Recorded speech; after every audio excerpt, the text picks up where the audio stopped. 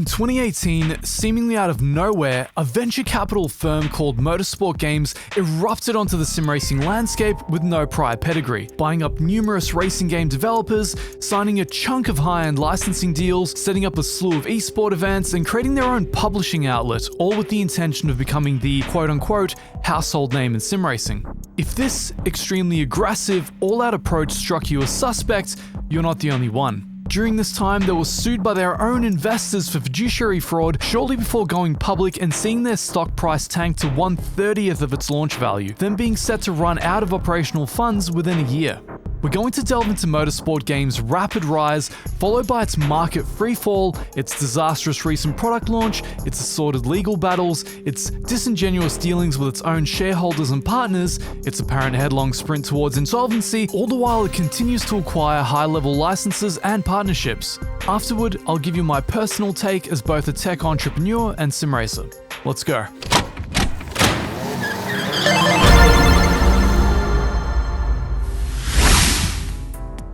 A big thank you to Austin Organovsky for breaking this story. You can find his original video in the card above and linked in the description below. I've rewritten this video 3 times as information kept surfacing. The first narrative was one of an aggressive venture firm overextending itself and tanking its share value by taking on too many liabilities to balance with incoming funds. The second was one of executives who had a serial habit of starting shell companies, rallying investor confidence before selling out and leaving them to sink with the ship. The third, and the version we'll be telling here, is a combination of the first two. A story of entire careers made of shady dealings, some with Russian fraudsters, leaving a trail of wreckage and mounds of legal proceedings while on the surface being celebrated as American success stories. This is the kind of story that's so absurd that it reads like crime drama fiction. The deeper you dive, the worse it gets. If it weren't for the numerous references corroborating it, I probably wouldn't believe it myself. Make sure to hang around until the end, because the story gets more insane the further we go. And of course, check the references in the video description for yourself. Don't just take my word for it. Venture capital firms aren't uncommon in the business world. Generally speaking, they've begun to sell to investors the idea that they're going to acquire a bunch of budding properties in the short term and turn them around in order to generate long-term profit. Sometimes this works out.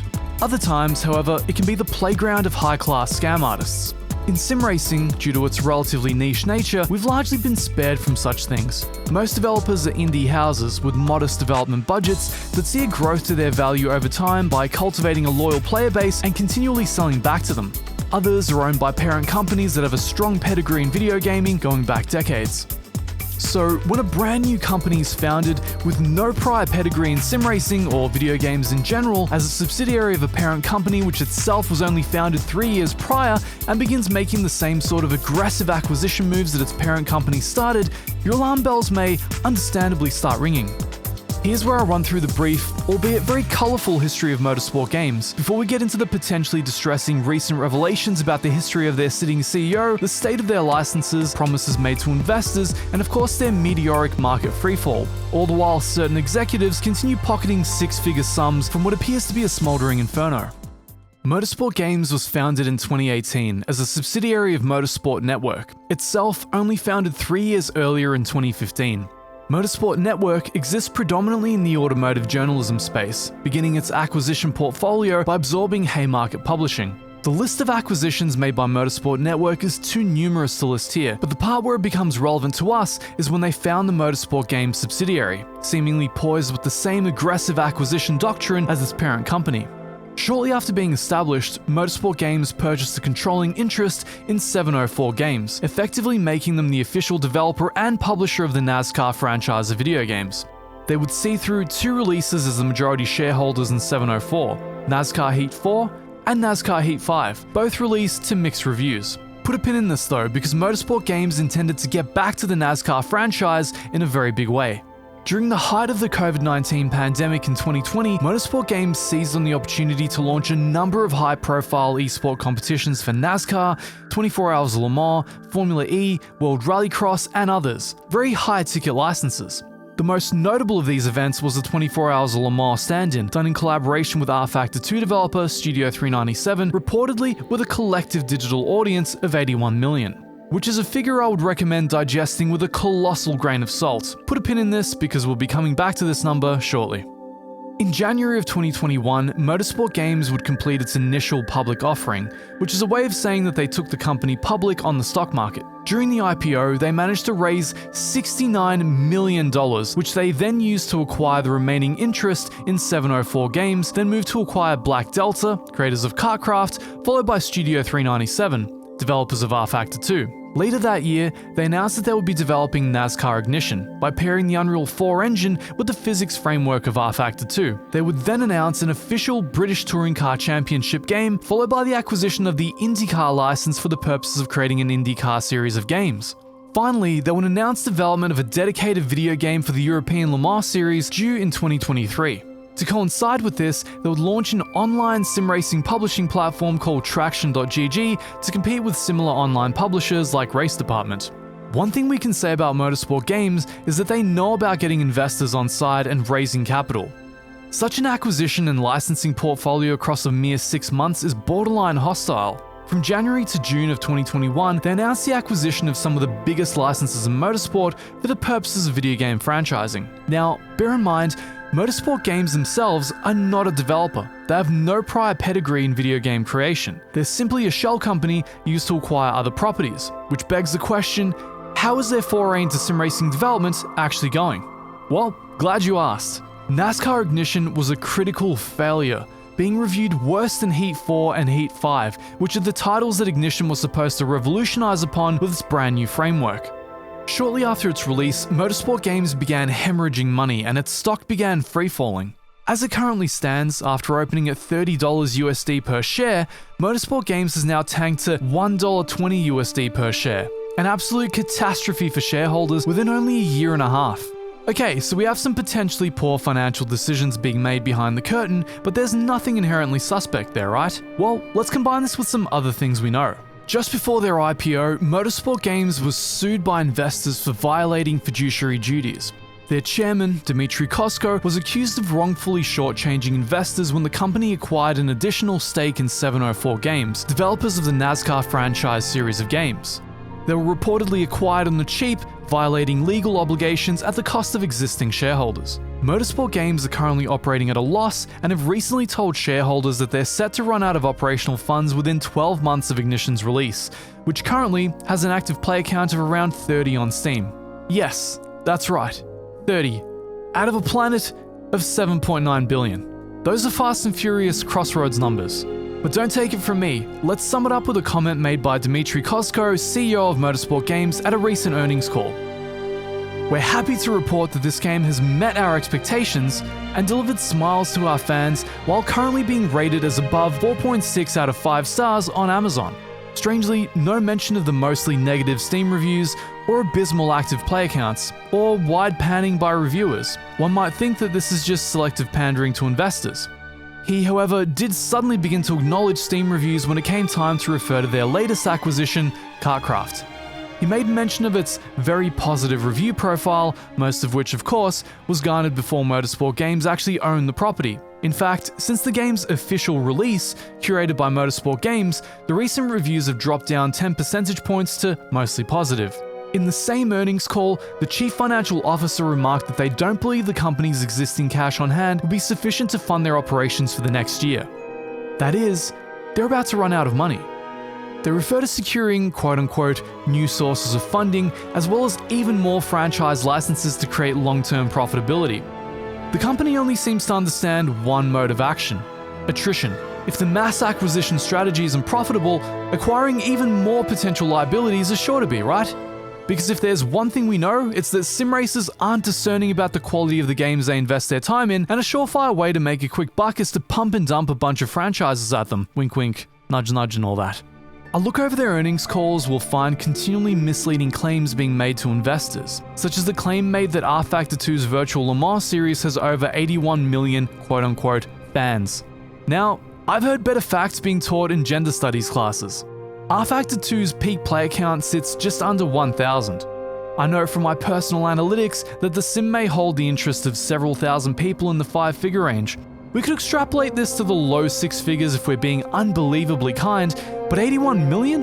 That would involve counting raw impression data for anything virtual Le Mans related. Even real-life Le Mans doesn't get near this sort of viewership online. In fact, it would make rFactor 2's virtual Le Mans as popular as the Super Bowl. So dear viewer, do you think that rFactor 2 is as popular as the Super Bowl? That's the owl's egg. But statements like these are just a taste of what firms like these do in order to rally investor confidence and keep the funds flowing in, even as, it could be said, they appear to mismanage their own properties into insolvency.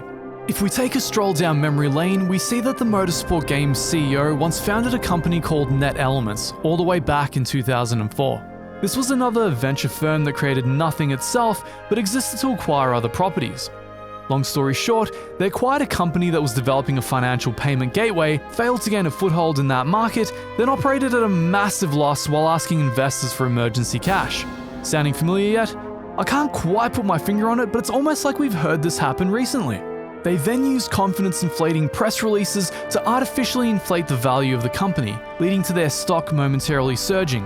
The insiders then dumped all of their stocks as the company went on to lose $30 million in a single year. The company then started to pivot into the electrical vehicle industry while being investigated for violating fiduciary duties and securities laws. Okay, so that's pretty bad, but at least it ends there, right? Wrong. The guy appointed as the CEO of Net Elements by Dmitry Kosko was Oleg Fura, the founder of the aforementioned failed payment gateway business. Oleg has been sued at least 7 times for breach of contract, including by his own lawyer. He has also been connected with a who's who of Miami's Russian fraudsters. Under his supervision, Net Elements went on to lose 98% of its share value. The Motorsport game situation might look dire enough without the blueprint having been laid out almost 2 decades ago.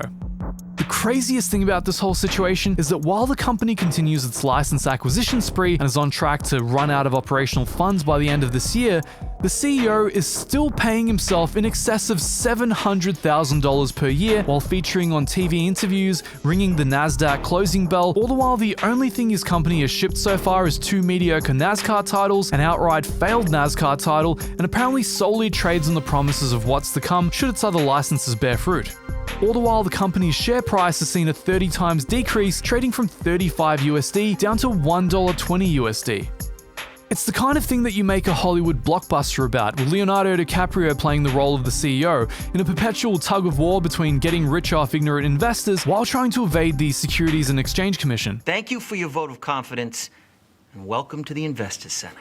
You're of course free to check the many references listed in the description to form your own opinions. This video simply constitutes mine.